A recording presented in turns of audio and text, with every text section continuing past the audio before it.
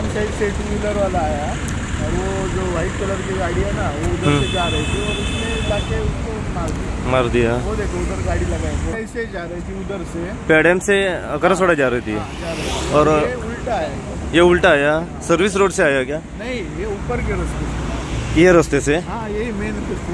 हाँ सो वो no entry से आया। हाँ नो एंट्री से आया। ओके लगा उसको।